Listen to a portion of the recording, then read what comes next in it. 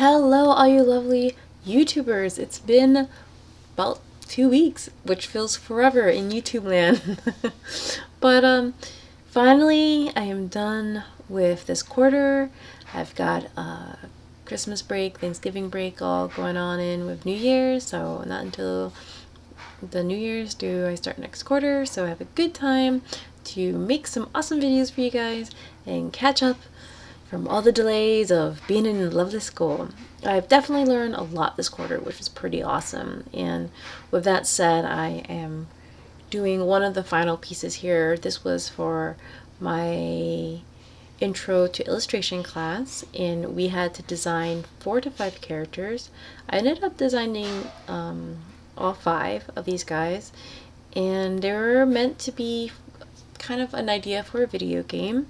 They end up grouping together for circumstances that tie them together to go face the bad guy.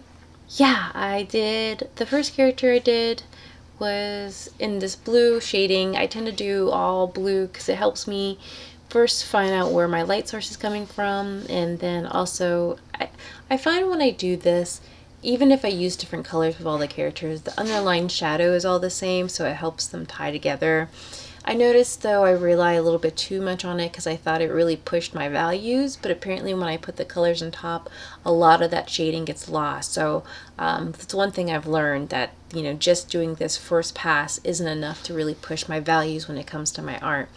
So I have to go ahead and push those a little bit more when I watercolor. This is watercolor on Strathmore 140-pound paper.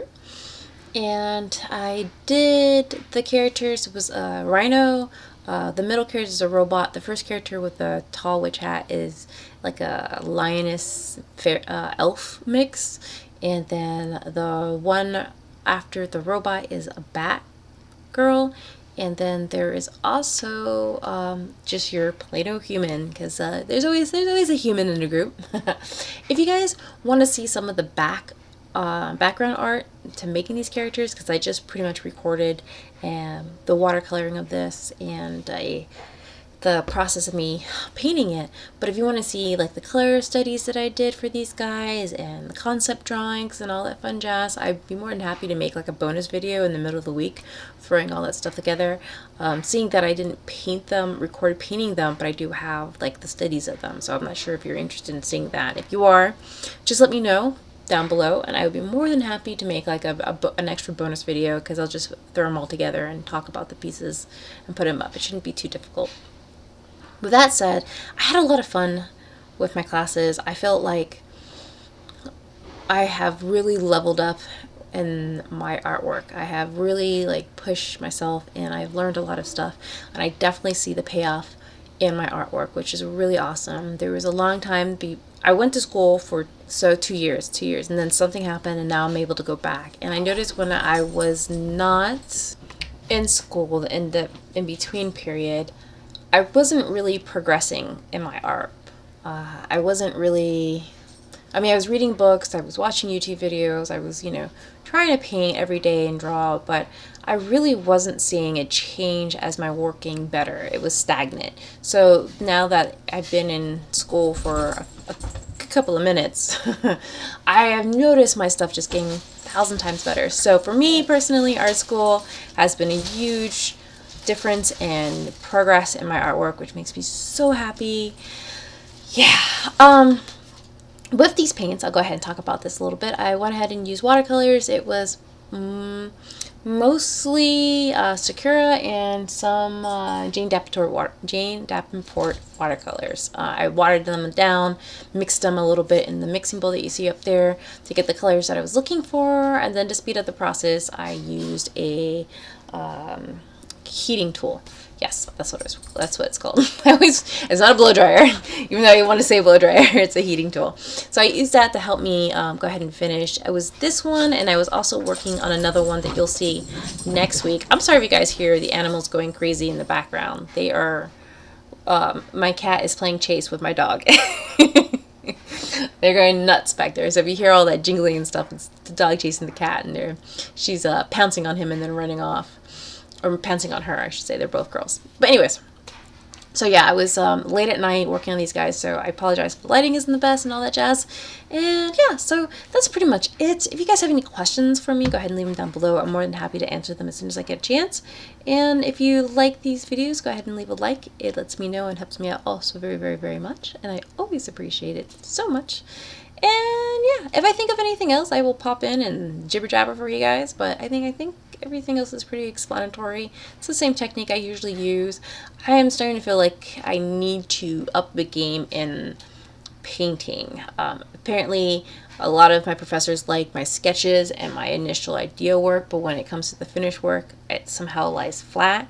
But it's really frustrating because a lot of these, both the classes I was taking this quarter, they basically was choosing the materials that you work with, and then finally at the end you get to pick the materials. For the most part, they're like, okay, do this material, use this material. And unfortunately, I'm going to take materials and techniques next quarter, so again, they're going to be kind of saying what materials to use. So if I'm not really familiar or comfortable with it, it's not going to turn out the best when I finally go ahead and paint it. So yeah, that was kind of a bummer. But other than that, I noticed my lighting and values are weak sauce. So that's the next thing. I have a book that I purchased that I'm going to start reading this break, and hopefully that will help me push to the next level of my stuff being better. And I definitely noticed a difference. I'm hoping if you guys, wondering if you guys notice a difference. Yeah, I know. I was already like signing off, and here I am jibber jabbing again. Okay, well, I'll talk to you guys later. So I hope you guys enjoys.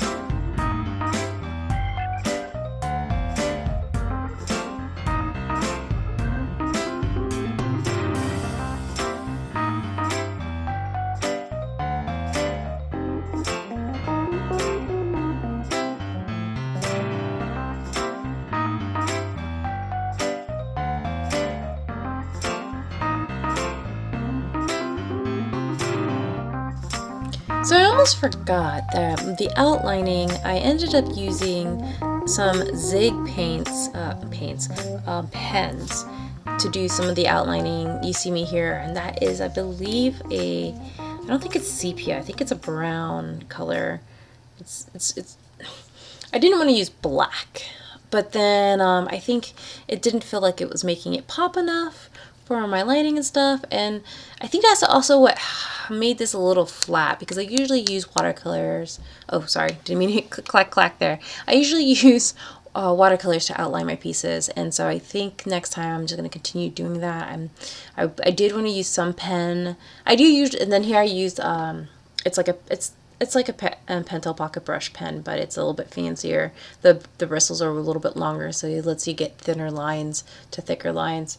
And I ended up just going back over the Zig pens nibs, because I don't know, it didn't give me the line value I was looking for. So I did that, and I think that helped comparative using the brush pen, but I think also I use it for the fine details. I use the .25 Uniball pen there. I think next time I'm going to try to do more line work with brush, just watercolors. I think I keep thinking, I know I'm more comfortable with using a brush than I am with pens, and that's where I think a lot of it fell off when it came to looking flat. The thing is that my really fine brush that I was going to use got eaten by the pets, and the cat knocked it off the table, and then the dog helped finish it off by chewing it up to pieces. So that's why I ended up using my pen and brushes. Normally I would have just painted it with the actual brush. So I think that didn't help me, but I didn't have a replacement. And the replacement I had, I cut just the fine hairs on the top, so it was a little bit more flat, so it wouldn't give me the thin edge. So I have to go get me another brush on that. So that was unfortunate.